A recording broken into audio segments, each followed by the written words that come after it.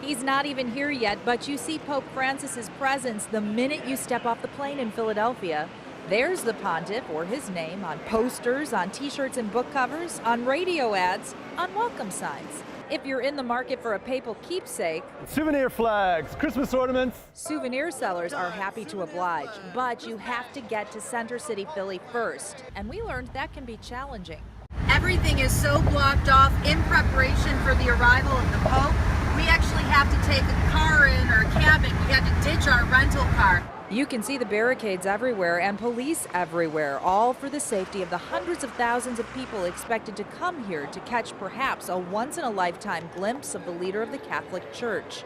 They've got so many roads closed off now already and more to come that I don't know how folks are really going to get here tomorrow. We Ubered on down to the city and then walked for blocks and blocks. And So what you're saying is you better have comfy shoes. comfortable shoes are in style today. Or take a motor coach close to the Pennsylvania Convention Center, home of the World Meeting of Families, and very near where everything is happening this weekend. That's what a number of groups from Central Ohio are doing.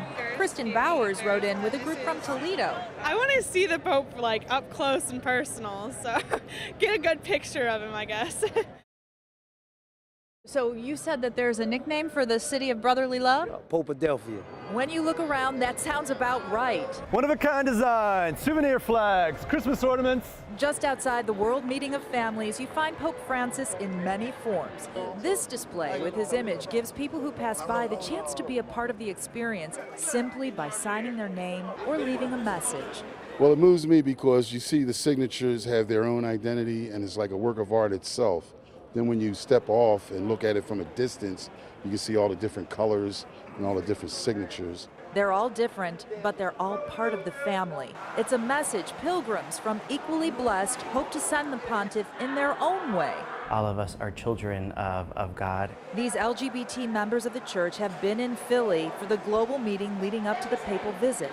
We've been here all week. We've gone to workshops, we've gone to the keynotes. Some of the pilgrims have woken up early and gone to the morning masses. But, says Delphine Bautista, they ended up setting up shop at Arch Street United Methodist because Catholic teachings on homosexuality prevented them from having a table in the exhibit hall. So you didn't have a physical place at the table in the convention center, but is there anything that gives you hope?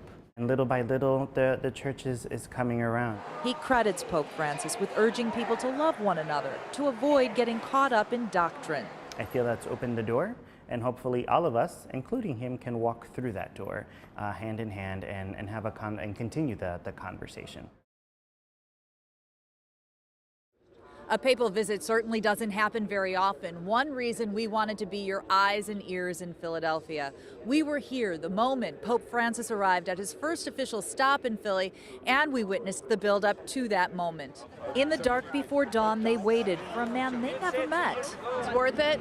It is worth it. It's a once-in-a-lifetime thing. Tina Miles spent the night on a street corner by the Saints Peter and Paul Basilica, all to get a glimpse of Pope Francis and to be a part of what she says he represents. I do feel that there's just always room for acceptance of everyone and love for everyone, and we're finding that here today. He will come again in glory to judge the living and the dead. They prayed together and they hoped together. I want to see the Holy Father when he comes down around the corner here, and I want to get his blessing. As the sun rose over Philly and more of the faithful joined them, 22-year-old Rachel Lewis found her way from Ohio. We drove. We slept for 3 hours in Wilmington, Delaware in a parking garage and jumped on a train to come here. Determination has its rewards. The papal motorcade rounded the bend, and when it stopped, the Holy Father stepped out of that now famous Fiat, walked the stairs, and waved to the thousands who waited for that one moment. More were outside than in. This was, after all, a private mass for political and religious leaders and parishioners in the diocese. People like William Joseph Francis O'Brien and his daughter. You do feel an extra little boost, like a booster shot of energy. So the important thing now, I think, is to carry it forward. Jumbo TV monitors outside made it possible for the crowd to share all the moments, but just one was enough for Tina. Did you get your blessing? Yes, we did. Yes, we did. It was phenomenal. He was coming down towards us in the car, and Holly is holding our sign up. He saw the sign, and as he came around the corner, the hand went up, we got the blessing. It was wonderful, it was incredible. It was well worth the wait. For people who didn't get to see him, they haven't missed their chance. The Pope will be at the Festival of Families also later this evening. In Philadelphia, Kristen Hartman, 10 TV News.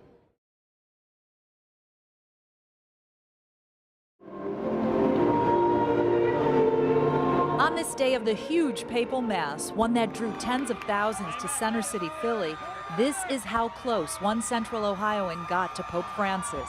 I was standing on the edge of the curb and he just went right by me. Okay, and I think, yeah. You could have reached out and touched him almost. Yes, almost. Deacon Frank Anarino was right there when the Pope stopped at the Basilica on the way to the altar blocks away. He felt this blessing. You know, he was blessing people as he went by, so I figured he was blessing me, you know, too. Because his role today, helping with communion, put him right in the middle of history. Okay.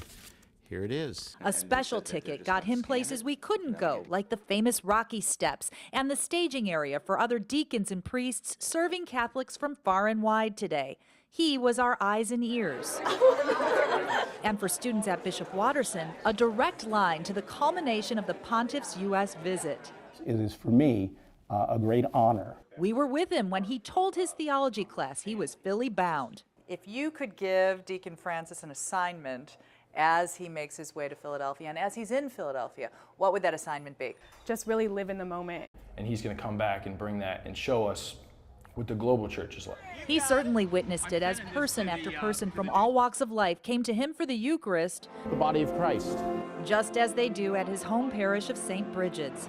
To experience what he did, he had to get in position early, walking like everyone else. The early flood of people ballooned to full-blown crowds by midday. Some singing while they marched. I think the thing that struck me the most is the different cultures that are here and watching them express their faith. They brought that spirit to the papal mass. The trek was a sea of humanity. So this is the line to get through security way down there for people who don't have tickets. You know, they're taking it in stride. One person even told me, this is the definition of mass.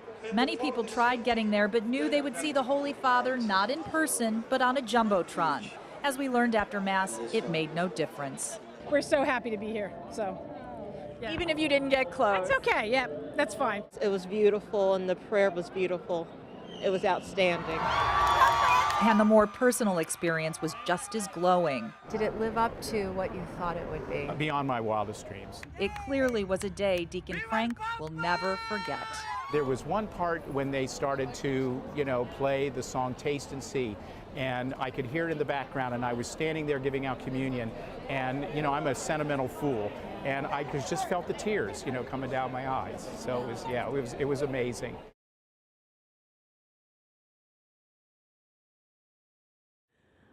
The people of Philadelphia are waking up to a much quieter city this morning after a huge papal mass. It marked the end of Pope Francis's visit to the United States. Central Ohio represented at the mass, which, as you can see, drew tens of thousands of the faithful who had to make their way through security checkpoints. Deacon Frank Anarino missed those crowds because he had a special role in the mass. Deacon Frank, who has ties to Bishop Watterson and St. Bridget, helped with the liturgy of the Eucharist by handing out communion. He got this video of Pope Francis, who came by the Basilica where he was stationed just before the Mass. The blessing from the pontiff is something he'll never forget. The whole experience moved him. There was one part when they started to, you know, play the song Taste and See, and I could hear it in the background, and I was standing there giving out communion, and, you know, I'm a sentimental fool, and I just felt the tears, you know, coming down my eyes. So it was, yeah, it was amazing. People who couldn't get as close as Deacon Frank were just as moved. If they couldn't actually get to the designated area to see Pope Francis, they watched the Mass on jumbotrons around the city.